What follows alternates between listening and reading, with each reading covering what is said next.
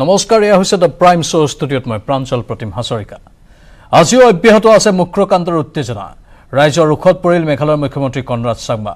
ইফালে মুক্ৰৰ ঘটনাত ৰাজনীতিৰ গোন্ধ পাইছে মেঘালয়ৰ একাংশ ৰাজনৈতিক দলে।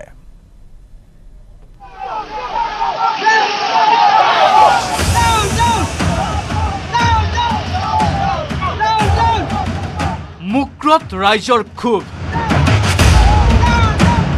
ৰাইজৰ ৰোষত কনৰাড চাংমাৰ কনভয়। ৰাইজৰ পহুখেদাত মুক্ৰ এৰি দিল্লী পালেগৈ মেঘালয়ৰ মুখ্যমন্ত্ৰী। দিল্লীত মুখ্যমন্ত্ৰী হিমন্ত বিশ্ব শৰ্মাৰ লগতে কেন্দ্ৰীয় গৃহমন্ত্ৰী অমিত শ্বাহৰ সৈতে মুক্ৰকাণ্ডক লৈ আলোচনাত বহিব কনৰাড চাংমা। বিপৰীতে মুক্ৰকাণ্ডক লৈ এতিয়াও উত্তপ্ত হৈ আছে অসম মেঘালয় সীমান্ত।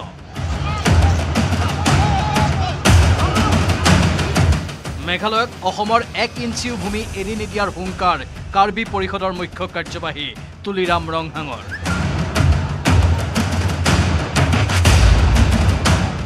আজিতো আমাৰ নোটিফাইড বাউণ্ডাৰী আছে, গেজেটেড বাউণ্ডাৰী আছে। 1951 আমাক চেন্ট্ৰেল গভৰ্ণমেণ্ট ষ্টেট গভৰ্ণমেণ্টৰ পৰা যেতিয়া আমাক নোটিফাইড বাউণ্ডাৰী আছে আৰু তাৰ নেচাৰেল বাউণ্ডাৰীও আছে।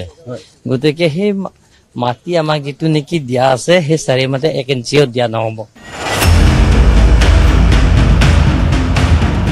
নিৰ্বাচনত জয়ী হ'বলৈ মেঘালয়ৰ একাংশ ৰাজনৈতিক দলে মুক্ৰকাণ্ড সংঘটিত কৰাৰ গুৰুতৰ অভিযোগ সাংসদ হৰেং সিং বীৰ। 1951 চনতে 2 প্ৰতিবেশী ৰাজ্যৰ সীমা নিৰ্ধাৰণ হৈ থকা পাছতো কাঠৰ চোৰাং বেহাৰ বাবেই মুক্ৰকাণ্ড সংঘটিত হোৱাৰো অভিযোগ ডিফুৰ সাংসদগৰাকীৰ। যেতিয়া মেঘালয়ত ইলেকশ্যন সমূহ চাপি আহে তেতিয়া মেঘালয় পাৰ্টত ভোট বিচাৰিবৰ কাৰণে ব্লক 1 ব্লক 2ৰ কথা তেওঁলোকে এটা ইছ্যু বনাই লয়। তেওঁলোকে যে দাবী কৰি আছে যে it is a part of Meghalaya, কিন্তু 1951ৰ পৰা এইটো ৱেল ডিফাইন আছে। তাত য'ত মুক্ৰ এটা ঘটনা হৈছে তাত এটা উমটাং ৰিভাৰ বুলি আছে, নেচাৰেল বাউণ্ডাৰী আছে। সিপাৰত মেঘালয়, ইপাৰত আমাৰ Karbi Anglong. I think it is all about a timber smuggler, চোৰাং কাঠৰ বেপাৰীৰ কাৰণে এই ঘটনাটো সংঘটিত হ'ব পালে আচলতে সীমাৰ বিবাদ নহয়। অভিযোগ প্ৰতি অভিযোগৰ মাজতে মুক্ৰকাণ্ডৰ CBI তদন্তত অনুমোদন অসম কেবিনেটৰ। ন্যায়িক তদন্তৰ দায়িত্বত থাকিব ন্যায়াধীশ ৰুমি ফুকন। 60 দিনৰ ভিতৰত ন্যায়াধীশ ফুকনে দাখিল কৰিব তদন্তৰ প্ৰতিবেদন। আলোচনা বিলোচনা আৰু তদন্ত ঘোষণাৰ পাছতো মুক্ৰত অব্যাহত আছে উত্তেজনা। খুদ মেঘালয়ৰ মুখ্যমন্ত্ৰীৰ সন্মুখতে তীব্ৰ প্ৰতিবাদ সাব্যস্ত কৰিলে সীমান্ত ৰাইজে। সীমা সমস্যা সমাধানৰ লগতে 5 লাখ টকাৰ পৰা এককালীন সাহায্যৰ পৰিমাণ 50 লাখ টকালৈ বৃদ্ধি কৰাৰো দাবী মুক্ৰকাণ্ডৰ প্ৰতিজন আক্ৰান্ত।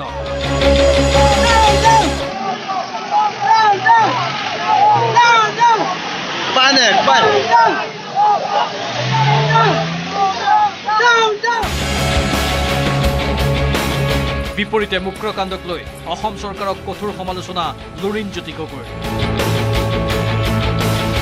অসমৰ বন বিভাগৰ বিষয়া কৰ্মচাৰীক নিলম্বন তথা বদলি কৰাৰ ঘটনাকো গৰিহণা AJPৰ সভাপতিগৰাকী।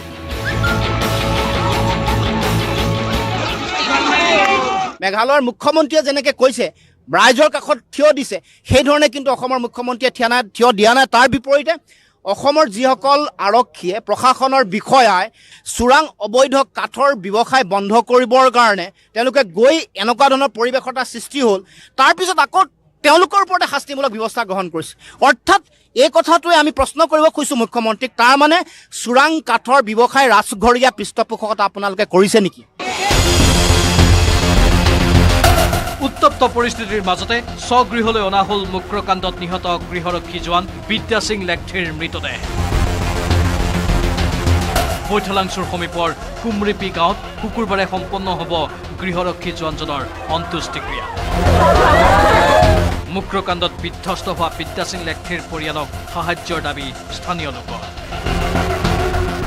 তাৰ ল'ৰা ছোৱালী সৰু হৈ আছে, তাৰ মাইকীয়েতো কিবা এটা কাম কৰি খুৱাব নোৱাৰিব, পঢ়াব নোৱাৰিব।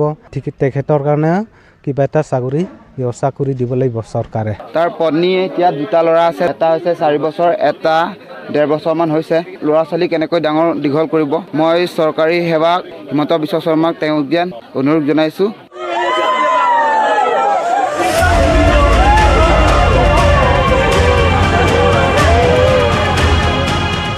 দিল্লীত কেন্দ্ৰীয় গৃহমন্ত্ৰী অমিত শ্বাহৰে মুখ্যমন্ত্ৰী হিমন্ত বিশ্ব শৰ্মা আৰু মেঘালয়ৰ মুখ্যমন্ত্ৰী কনৰাড চাংমাৰ বৈঠকৰ পাছত ওলোৱাৰ সম্ভাৱনা আছে মুক্ৰকাণ্ডৰ সমাধান সূত্ৰ। News desk, news 18, Assam north east.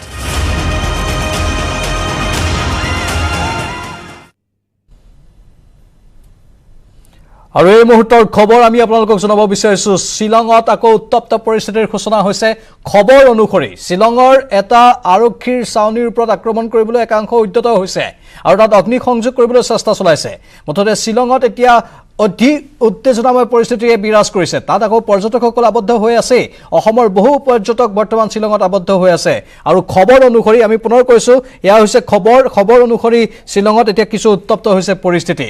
যি কি নহওক এই মুহূৰ্তত যিহেতু কেন্দ্ৰীয় গৃহমন্ত্ৰীক সাক্ষাৎ কৰিবলৈ কনৰাড চাংমা গৈ দিল্লীত বাহৰ পাতি আছেগৈ আৰু কনৰাড চাংমাই সংবাদমেল সম্বোধন কৰিছে। আমি দিল্লীৰ পৰা পোনপটীয়া সম্প্ৰচাৰ আগবঢ়াব বিচাৰিছো।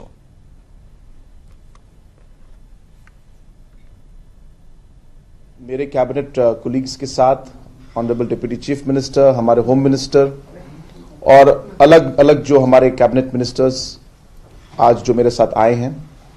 आज हमारी मुलाकात union home minister Amit Shah ji से आज हुई और इस मीटिंग में हम लोगों ने जो 2 दिन पहले मुकरो गांव में जो वेस्ट जेंते हिल्स में गिरता है मेघालय स्टेट में, जहां पे एक इंसिडेंट हुआ जहां पे आसाम पुलिस की तरफ से जो फायरिंग हुआ उसमें 6 लोगों की जान चली गई। उस इंसिडेंट के बारे में हम लोगों ने यूनियन होम मिनिस्टर को ब्रीफ किया और किस किस सिचुएशन में और किन किन वजहों की वजह से जो है वो इंसिडेंट हुआ उसके बारे में हमने हमारी तरफ से यूनियन होम मिनिस्टर को हमने ब्रीफ किया और हमने यूनियन होम मिनिस्टर जी से ये डिमांड किया कि जो इनोसेंट लाइव्स जो जान गए हैं, जो लाइव्स गए हैं, उनमें जस्टिस हमें मिलना चाहिए और एक सेंट्रल एजेंसी से इंक्वायरी होनी चाहिए ताकि सच्चाई निकले और जो लोग इसके लिए रिस्पॉन्सिबल हैं उन लोगों के अगेंस्ट में necessary action as per law होना चाहिए। मैं होम मिनिस्टर जी का धन्यवाद करना चाहता हूं कि उन्होंने हमारा ये रिक्वेस्ट और ये डिमांड उन्होंने एक्सेप्ट किया और जल्द ही एक सेंट्रल एजेंसी की तरफ से इंक्वायरी सेटअप भारत सरकार की तरफ से सेटअप होगा। उसके अलावा भी हमने भारत सरकार से ये रिक्वेस्ट किया कि ये जो सिचुएशन दोनों स्टेटों के बीच में बहुत सालों से चल रहा है और खासकर जो बॉर्डर इश्यू में टेंशन है, ये जो बॉर्डर डिस्प्यूट की वजह से ये टेंशन जो है ये आते रहता है और ये बहुत जरूरी है कि हम इसे रिजॉल्व करें और इसके लिए पिछले कुछ सालों में और महीनों में हम लोगों ने बहुत कोशिश की कि हम लोग इसको रिजॉल्व कर पाए और कुछ जगहों में हम लोग इसको रिजॉल्व कर पाए हैं, लेकिन कुछ जगह भी बाकी हैं।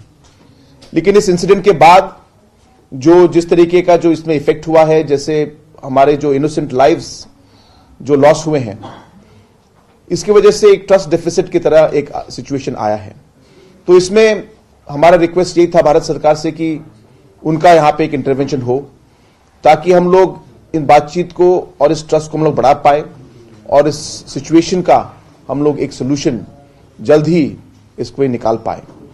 भारत सरकार का अगर यहां पे वो इंटरवेंशन रहेगा और सपोर्ट रहेगा, मुझे विश्वास है कि हम लोग इसको इन बातचीत को हम लोग आगे बढ़ा पाएंगे।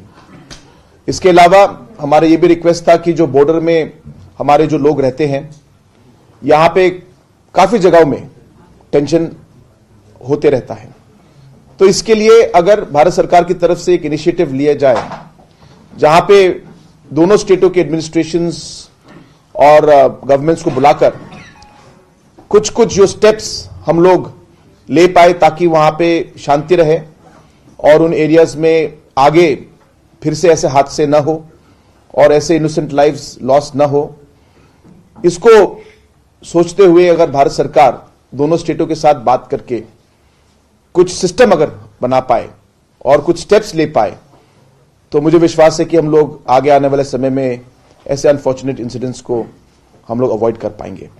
तो हमारा ये रिक्वेस्ट था भारत सरकार से कि ये अगर स्टेप लिया जाए तो दोनों स्टेटों के लिए और हमारे लोगों के लिए भलाई होगी।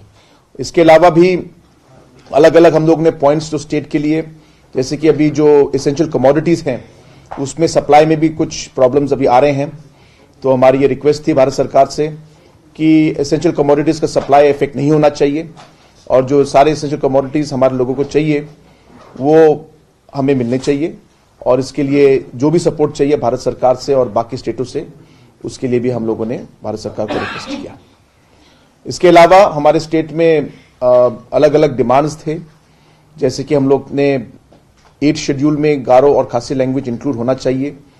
ये डिमांड हम लोगों ने बहुत सालों से रखा हुआ है, तो इसका भी हम लोगों ने एक बार फिर जिक्र किया। इसके अलावा भी हम लोगों ने ILP मेघालय में इंप्लीमेंट करने के लिए हम लोगों ने रेजोल्यूशन पास किया असेंबली में, इसका डिमांड भी हम लोगों ने एक बार फिर हम लोगों ने रिमाइंड किया। और हमारा जो खुद का एक लॉ है MRSSA लॉ, जिसको हमने पास किया, जो अभी गवर्नर के अप्रूवल के लिए रुका हुआ है, उसको भी जल्द ही हमें एक अप्रूवल मिले, उसका भी हम लोगों ने ऑनरेबल होम मिनिस्टर से रिक्वेस्ट किया। Sorry. New law. What is the law about? This is basically we have passed. There's a পোনপটীয়া সম্প্ৰচাৰ আগবঢ়ালো মেঘালয়ৰ মুখ্যমন্ত্ৰী কনৰাড চাংমাৰ সংবাদ পেলৰ, আৰু তেওঁ ইতিমধ্যে কৈছে যে কেন্দ্ৰীয় চৰকাৰৰ ওচৰত দাবী উত্থাপন কৰা হৈছে আৰু সেই দাবী অনুসৰি যিখিনি পদক্ষেপ ল'ব লাগে আগন্তুক দিনত লোৱা হ'ব। কেন্দ্ৰীয় গৃহমন্ত্ৰীক ইতিমধ্যে সাক্ষাৎ কৰিলে কনৰাড চাংমাই। অসম আৰু মেঘালয়ৰ সীমা সমস্যাক লৈ যি দীৰ্ঘদিন ধৰি এক অচলাৱস্থা বিভিন্ন সময়ত চলি অহা দেখিবলৈ পোৱা গৈছে, সমাধান সূত্ৰ ওলাবলৈ চেষ্টা কৰা হয় কিন্তু ওলোৱা নহয়। এইবাৰ কিন্তু অলপ ভালদৰে এই বিষয়টো চোৱা হ'ব বুলি তেওঁ নিজে উল্লেখ কৰিছে। আৰু এয়া হ'ল দিল্লীৰ পৰা পোনপটীয়া সম্প্ৰচাৰ। আশা কৰা হৈছে যে এতিয়া পৰিস্থিতি কিছু খাম কাটিব, এই উত্তেজনাৰ অৱসান হ'ব।